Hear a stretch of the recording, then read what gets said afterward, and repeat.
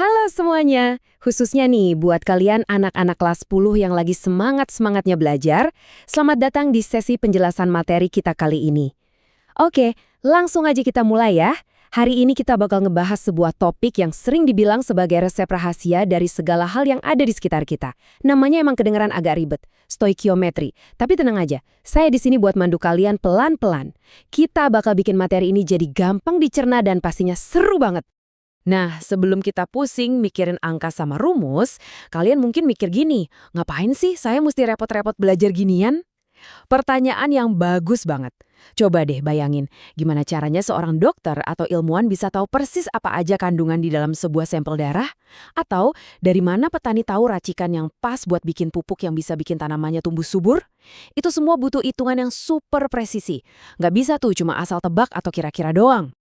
Terus, apa dong rahasia di balik hitungan presisi itu? Yap, jawabannya ada di satu kata ini, stoikiometri. Anggap aja ini tuh ilmu matematikanya kimia. Tanpa stoikiometri, para ilmuwan tuh ibarat jalan di tempat gelap, nebak-nebak doang.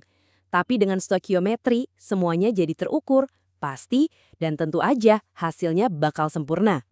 Biar belajarnya enak dan gak nyasar, ini dia peta perjalanan kita hari ini. Pertama, kita bahas apa itu stoikiometri. Kedua, hukum perbandingan tetap. Ketiga, menentukan rumus kimia. Keempat, memahami konsep mol. Dan yang kelima, menghitung persamaan reaksi. Oke, langsung aja kita masuk ke bagian pertama dan kedua.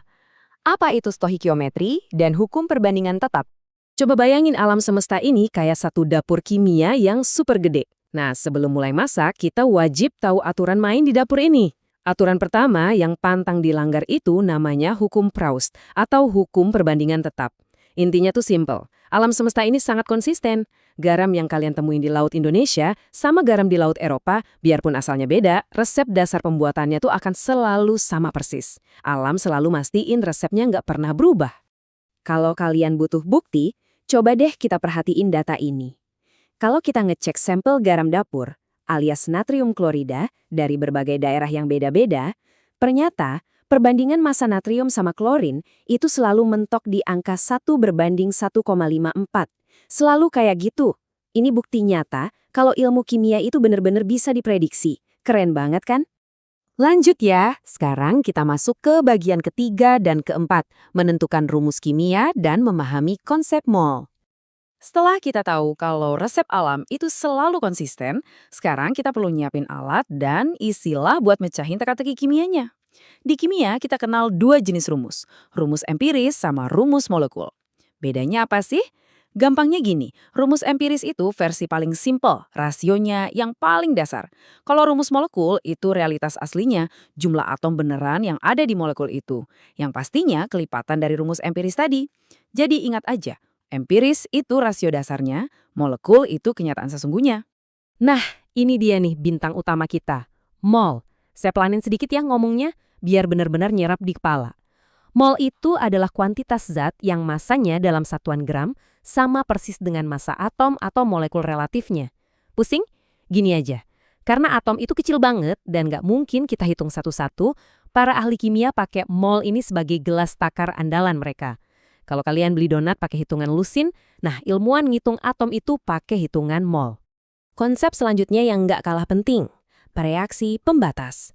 Bayangin kalian lagi asyik bikin roti nih, mentega sama gula persediaannya masih numpuk, tapi tepungnya habis, apa yang terjadi? Ya pastinya proses bikin rotinya langsung berhenti saat itu juga kan? Nggak peduli sisa bahan lain masih berlimpah. Nah, di dunia kimia, bahan yang habis duluan inilah yang kita panggil reaksi pembatas. Dialah bos yang nentuin kapan suatu reaksi kimia itu harus berhenti. Oh iya, nanti pas ngerjain soal, kalian pasti bakal sering banget ketemu singkatan STP. STP itu dari Standard Temperature and Pressure, atau keadaan standar. Ingat aja angka ajaib ini, suhunya 0 derajat Celcius dan tekanannya 1 atmosfer. Simple sih, tapi penting banget biar kalian nggak ngeblank pas ngerjain PR nanti. Satu lagi nih, istilah penting sebelum kita masuk ke hitung-hitungan, hidrat. Hidrat ini zat padat yang di dalam struktur kristalnya itu ternyata mengurung molekul-molekul air. Air yang keperangkap ini namanya air kristal. Tolong diingat baik-baik ya konsep ini soalnya ini sering banget loh keluar jadi soal jebakan di ujian. Oke, sekarang mari kita lihat gimana semua konsep tadi digabungin buat mecahin masalah. Ini contoh soal beneran yang ada di modul kalian. Kita punya sebuah senyawa misterius. Kandungannya 59% natrium dan 41% belerang. Kita juga dikasih tahu kalau massa atom relatif atau AR dari natrium itu 23 dan belerang 32. Misi kita sekarang mencari rumus senyawa ini. Kedengarannya susah? Sama sekali enggak. Saya punya 4 langkah anti gagal buat nyari rumus empiris apa aja. Siapin catatan kalian ya. 1. Cari dulu perbandingan persen massanya. 2. Bagi persen massa itu sama AR masing-masing unsur. 3. Nanti kalian dapat tuh perbandingan jumlah unsurnya. Dan terakhir, langkah keempat, bagi angka-angka tadi dengan angka yang paling kecil. Udah, sesimpel itu. Yuk, kita praktekin langsung rumusnya. Gak usah panik lihat tanda persen, anggap aja itu angka biasa. Buat natrium, kita bagi 59 sama 23, hasilnya 2,56. Terus buat belerang, 41 dibagi 32, hasilnya 1,28. Kelihatan kan, persentase yang tadinya kayak horor banget, sekarang udah berubah jadi angka desimal biasa yang gampang kita proses. Dan disinilah keajaibannya terjadi. Masih ingat langkah keempat tadi? Bagi sama angka paling kecil. Antara 2,56 sama 1,28, yang lebih kecil jelas 1,28 dong. Jadi, kalau 2,56 kita bagi 1,28, kita dapat angka bulat yang cantik banget, yaitu 2. Terus 1,28 dibagi dirinya sendiri ya pasti 1. Jadi rasionya adalah 2:1. Selamat, kita baru aja mecahin rumus empirisnya, yaitu Na2S. Kalian emang luar biasa. Kita lanjut ke bagian kelima, menghitung persamaan reaksi. Nah, ini dia nih puncak dari pembahasan kita.